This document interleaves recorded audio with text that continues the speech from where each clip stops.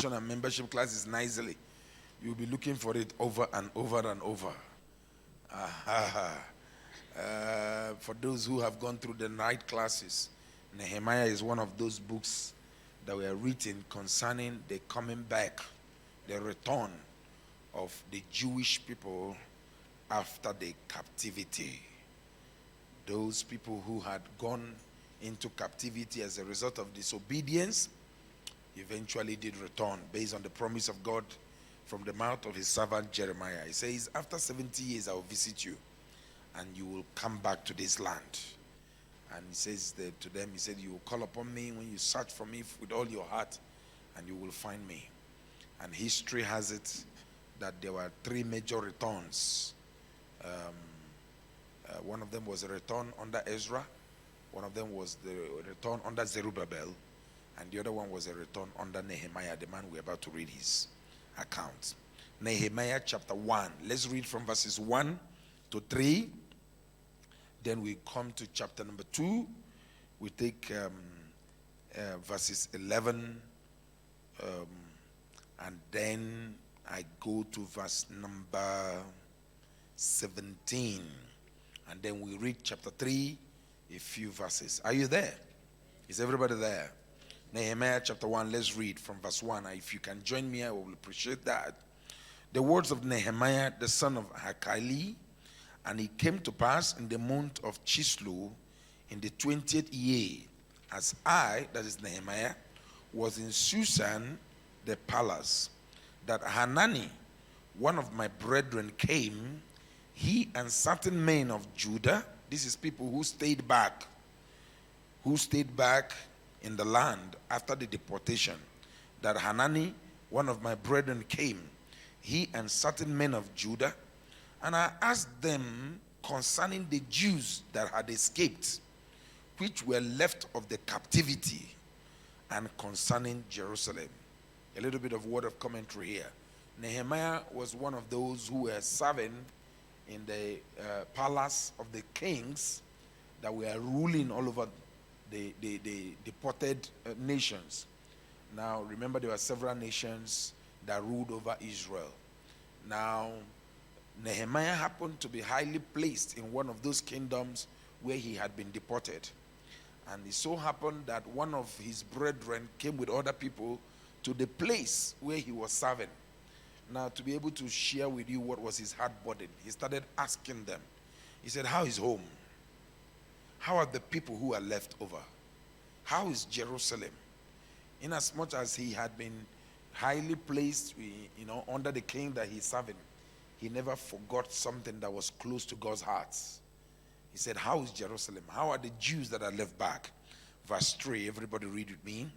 And they said unto him, the remnant that are left of the captivity there in the province are in great affliction. And they are in what? In reproach. Everybody read the next thing. The wall of Jerusalem also is broken down, and the gates thereof are burned with fire. Let's read that chapter 1 verse 3 in the Message translation. Mandy, can you give it to us in the Message translation? The Message translation of Nehemiah 1 verse number 3. They told me the exile survivors who are left there in the province are in a bad shape. Conditions are appalling. The wall of Jerusalem is still rubble. The city gates are still cinders.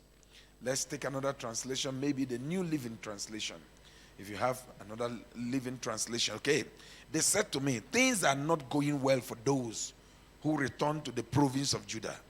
They are in great trouble and what? Disgrace. I love that word because that's part of what I will be sharing tonight.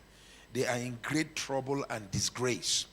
The wall of Jerusalem has been burnt down, torn down, and the gates have been destroyed by fire. Of course, if you read the rest of chapter 1, the man started fasting and made his prayer to God and requested that God would give him favor in front or before the king that he was serving under, and that the king will empower him so that he can go back and fix things.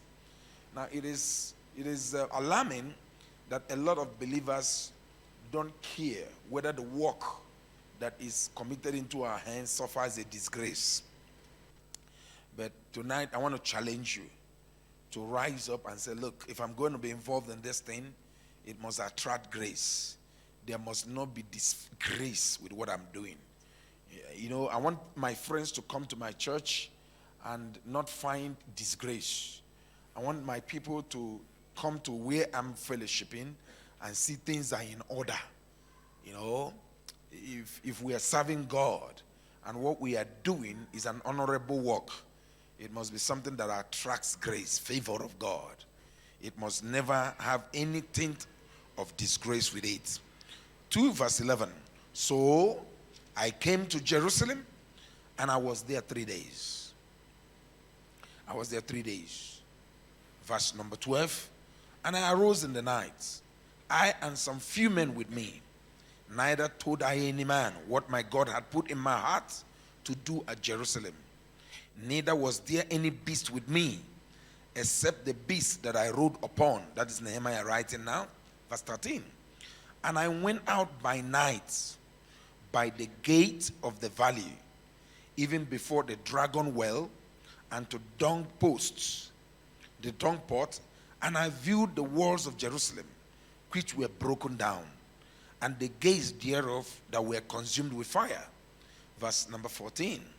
Then I went on to the gate of the fountain and to the king's pool, but there was no place for the beast that was under me to pass. Then went I up in the night by the brook and viewed the wall and turned back, and I entered by the gate of the valley and so returned. And the rulers knew not whither I went or what I did, neither had I as yet told it to the Jews, nor to the priests, nor to the nobles, nor to the rulers, nor to the rest of them that did the work. Everybody read verse 17. Then said I unto them, you see the distress that we are in, how Jerusalem lies waste, and the gates thereof are burned with fire. Come, let us build up the wall of Jerusalem, that we be no more a reproach. Now, that translation that we saw where he says disgrace. Mandy, can you give us that same translation in verse 17? 2 verse number 17. 2 verse number 17. Beautiful. Everybody read. He says, but now I said to them, you know very well what trouble we are in. Jerusalem lies in what? In ruins, and its gates have been what? Destroyed by fire. Let us rebuild the wall of Jerusalem and end this what? Disgrace. Now, initially it was a fire that Nehemiah caught. But Nehemiah was about to share that with all the members of the Jewish race, the nobles, the Jews, those who are going to do the work. And he wanted to pass on to them what he believed that they should do so as to remove disgrace.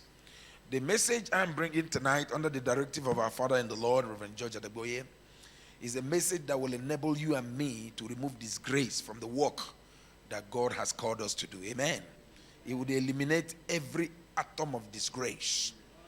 Now, of course, if you read further, you will notice that some people who were opposition, verse number 19.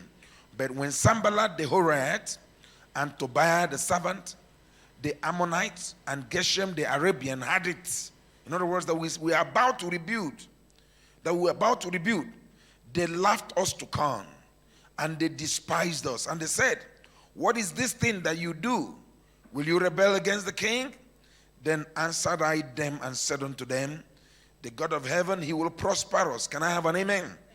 Therefore, we his servants will arise and build. But you who are not part of this work, you have no portion, you have no right, you have no memorial in Jerusalem. In other words, what you and I are doing and what you and I are encouraged to do tonight will create a memorial for each and every one of us. Several years after you and I are come and gone, there will be a memo written in our names of what each of us did. So let's look at the actual rebuilding. Chapter number 3 now. I read verse number 1. Then Eliashib, underline, the high priest, rose up with his brethren the priests, and they builded the sheep gate. Now underline the sheep gate. They sanctified it, and they set up the doors of it, even to the tower of Meir. They sanctified it unto the tower of Hananiel. Go to verse number 3. Go to verse number 3. But the fish gate. Now what was the name of the first gate? The sheep gate. Now the second gate, verse 3. But the fish gate did the sons of Hasina build, who also laid the beams thereof, and set up the doors thereof, the locks thereof, and the bars thereof. Go to verse number 6. Read with me, please, brethren. Verse 6, shall we read together? Moreover, the old gate. Now, did you underline the sheep gate? Did you underline the fish gate? Now, what are you underlining? The old gate. Moreover, the old gate repaired Jehoiada, the son of Paseah, and Meshulam, the son of Bosodiah. They laid the beams thereof, and set up the doors thereof, and the locks thereof, and the bars thereof. Now go to verse number 13. Verse number 13. The valley gate, underline that. The valley gate repaired Hanum and the inhabitants of Zanoah. They built it, and they set up the doors thereof, the locks thereof, and the bars thereof, and 1,000 cubits on the wall unto the dung gate. Unto the dung gate. So there is a valley gate, and look at verse 14. Let's read verse 14. But the dung gate, now underline the dung gate repaired Machir, the son of Rechab, the ruler of the part of Beth Hakirim. He built it and set up the doors thereof, the locks thereof, and the bars thereof. Please read with me also verse number 15. So underline the dung gates. Verse 15, let's read together. What do you read? But the gate of the fountain repaired Shalom, the son of Kolhozi, the ruler of the part of Mizpeh. He built it and covered it, and set up the doors thereof, the locks thereof, and the bars thereof, and the wall of the pool of Siloah by the king's garden, unto the stairs that go down from the city of David. Now go to verse number 26. Verse 26, let's read together, everybody.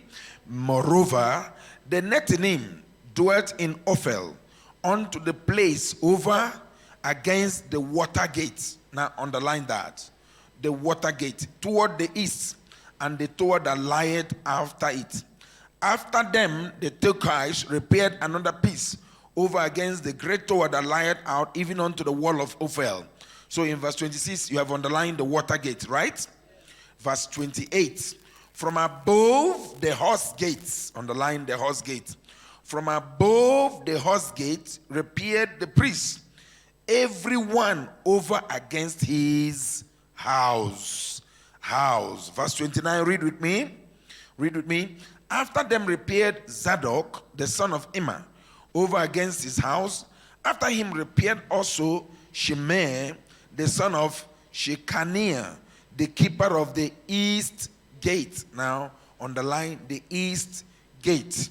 If you look at verse number 31, there is another gate there, but for the sake of this evening, we're not going to deal with that. After him repaired Machir, the goldsmith's son, unto the place of the Nethinim and of the merchants over against the gates Mipkad, and to the going up of the corner. Now, there are other gates apart from these ones you have underlined, and you will see them in chapter 12, verse number 39. Now, if you put all of them together, they make up the 12 gates around that city. You see a replica of this in Revelation, that city had 12 gates. Do you get that? You see in chapter 12, verse 39, Nehemiah chapter 12, verse 39, he says, and from above the gate of Ephraim. So there is a gate called the gate of Ephraim, and above the old gate, and above the fish gate, and the tower of Hananel, and the tower of Meir, and even up to the sheep gate, they stood still in the prison gate. Now, so there is a prison gate, There is also a gate of Ephraim. But for the sake of tonight, we will not be touching those other 2 or even 3. We will only concentrate. So the message is titled, Rebuilding the Gates. Rebuilding. Don't forget that the theme of the Congress is Open Doors for a Creative Workforce.